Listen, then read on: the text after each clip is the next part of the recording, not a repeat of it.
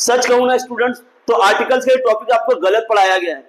स्कूलों के अंदर आर्टिकल्स को ओवर सिंप्लीफाई करने के चक्कर में आपके दिमाग में ये बात डाल दी गई है कि जब भी आपको इंग्लिश का कोई वर्ड वोवेल से शुरू हो, यानी कि ए आई ई ओ यू से स्टार्ट हो, तो आपको बस उसके अंदर एन लगा देना है।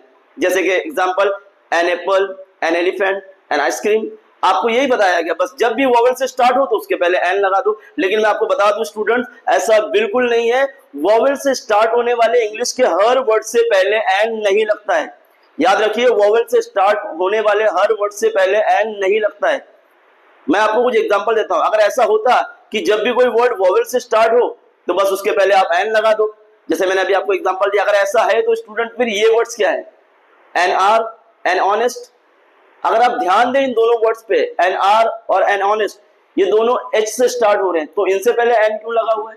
क्योंकि एच तो वोवेल्स नहीं है ना, फिर इनके पहले एन क्यों लगा हुआ है?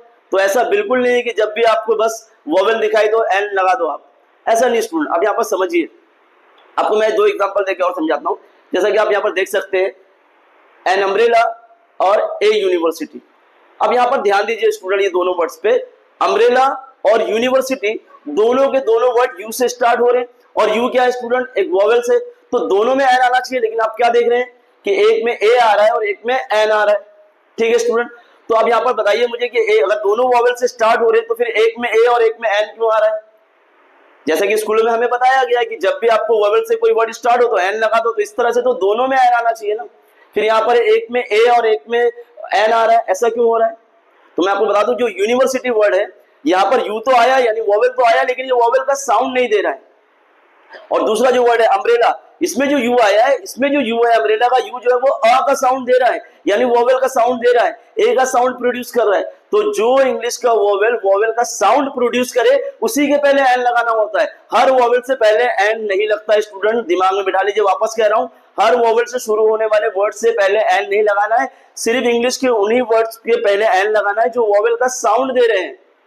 ठीक है स्टूडेंट, तो ये एग्जांपल जो मैंने दिया आपको यूनिवर्सिटी और अम्ब्रेला का, इससे आप समझ सकते हैं कि दूसरा जो मैंने आपको एग्जांपल दिया एन आर, एन ऑनेस्ट, इन दोनों के अंदर एन क्यों लगा है? क्योंकि इन दोनों वर्ड के अंदर एच जो है वो साइलेंट है, और एच साइलेंट होने के बाद ये ओ से शुरू हो रहे हैं, और दोनों ओ जो है वो वोवेल का साउंड प्रोड्यूस कर रहे हैं।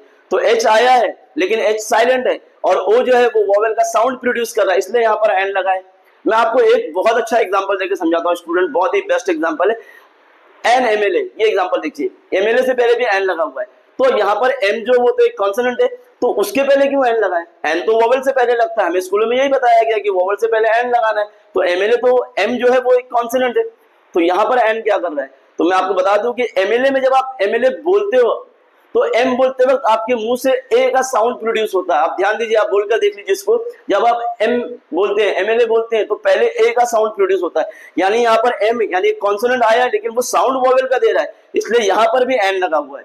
तो नेक्स्ट टाइम स्टूडेंट आप ये बात ध्यान रखिए कि जब भी इंग्लिश का कोई वर्ड वोवेल से स्टार्ट हो तो तुरंत आपको एन नहीं लगाना है। सबसे पहले ये डिसाइड करना है कि वो वर्ड जो वोवेल से स्टार्ट हो रहा है वो वोवेल का साउंड दे रहा है या नहीं दे रहा है। अगर वो वोवेल का साउंड दे रहा है तो ही आपको एन लगाना है, अदरवाइज आपको एन नहीं लगाना है। और अगर कोई वर्ड कॉन्सोनेंट से स्टार्ट हो रहा है, स्टिल वो आपको वोवेल का साउंड दे रहा है, तो वहां पर भी आप एन यूज कर सकते हो।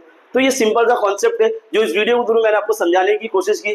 तो I hope student next time आप जब भी कहीं पर कोई वोवेल से स्टार्ट हुआ वर्ड देखोगे तो उसके पहले तुरंत एन लगाना मत। पहले एक बार सोच लेना कि ये जो वर्ड है इसके पहला जो अल्फाबेट है या पहला जो लेटर है वो वोवेल का साउंड दे रहा है या नहीं दे रहा है। अगर वो साउंड दे रहा है तो आप बेशक वहां पर एन लगा सकते हैं, अदरवाइज आपको वहां पर एन नहीं लगाना, आपको वहां पर ए या फिर द यूज कर रहा है।